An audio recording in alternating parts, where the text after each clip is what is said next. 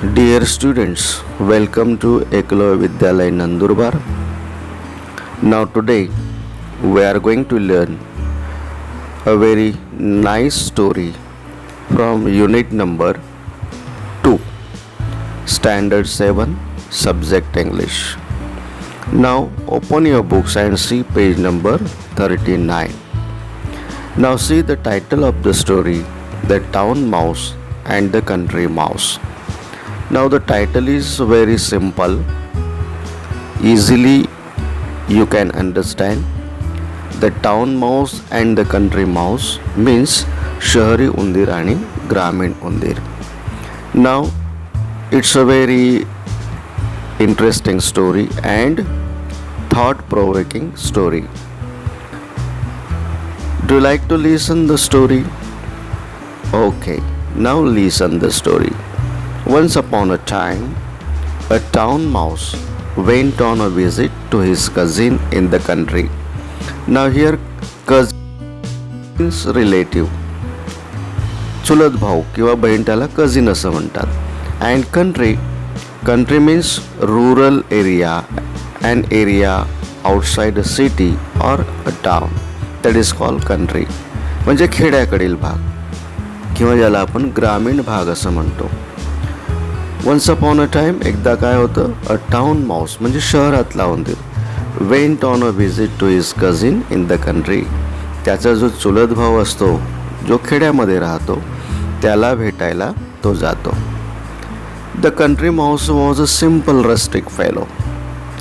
Now here rustic means rural, living in a village, ग्रामीण, त्याला rustic असं म्हणतात. The country mouse was a simple, खेड्याकडील जो उंदीर आहे तो अतिशय साधा सुद्धा, rustic fellow. He loved his town friend, पण तो त्याच्या शहरातल्या मित्रावरती प्रेम करतो. He gave him hearty welcome, त्याचं तो एकदम स्वागत करतो मनापासून. Beans and cheese and bread where all he had to offer. त्याला बीन्स, चीज, ब्रेड हे सगळं खाण्यासाठी तो देतो. But he offered them freely, हे सगळं त्याला तो सढळ हाताने देत जातो.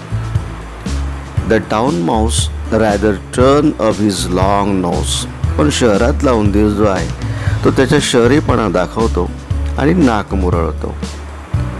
Turn up his long nose म्हणजे नाक मुरडणे.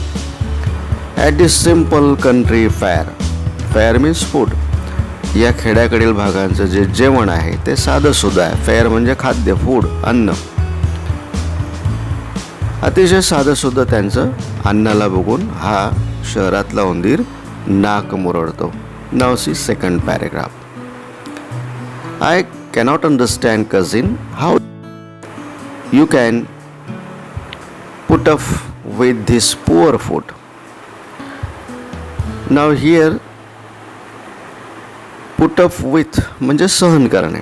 इट्स अ फ्रेज, हा वाक्प्रचार आहे. पुट अप विथ म्हणजे सहन करणे.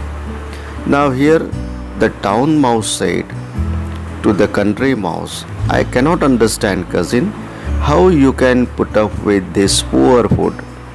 तू कसं काय असं हे साधं सुधं जेवण जे आहे हे सहन करतोस, खातोस. But of course you cannot expect anything better in the country. पण या खेड्याकडील भागामध्ये, ग्रामीण भागामध्ये अजून काय तुझ्याकडून मी अपेक्षा करणार. कम विथ मी, माझ्याबरोबर ये शहरामध्ये, and I will show you how to live, आणि शहरामध्ये कसं जीवन जगतात, कसं राहतात ते मी तुला दाखवतो. When you see town life, जेव्हा तू शहरातलं जीवन बघशील, you will wonder how you could ever live in the country. आणि तेव्हा तुला आश्चर्य वाटेल की खेड्यातलं जीवन हे कसं असतं, त्याचं तुला आश्चर्य वाटेल. Now see next paragraph. No sooner said than done, the two mice set off for the town and arrived at the big house. Now town mouse and the country mouse, both of them, they went towards the city or town. ते दोघेही शहराकडे जातात. And they arrived at the big house. ते एका मोठ्या घरामध्ये येऊन पोहोचतात. Where the town mouse lived in a hole. ज्या ठिकाणी एका बिळामध्ये, अ होल म्हणजे बीळ, त्याच्यामध्ये हा शहरातला उंदीर राहतो. Now see next paragraph. You will want some refreshment. Now here refreshment म्हणजे उपहार. दोघेही प्रवास करून थकलेले असतात आणि मग आता शहरातला उंदीर त्याला सांगतोय, you will want some refreshment after our long journey म्हणजे प्रवास. आपण लांब प्रवास करून आलेलो आहेत आणि आता तुला उपहाराची गरज आहे. Said the polite town mouse and took his friend in to a grand dining room.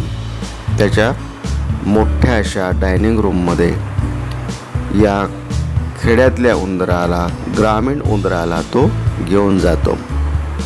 There they found the remains of a fine feast. Remain म्हणजे राहिलेले, उरलेले, left over parts, that is called remains म्हणजे राहिलेले. There they found the remains of the fine feast. Feast म्हणजे गोड मेजवानी. त्या गोड मेजवानीचे काहीतरी राहिलेले भाग त्या डायनिंग रूममध्ये असतात.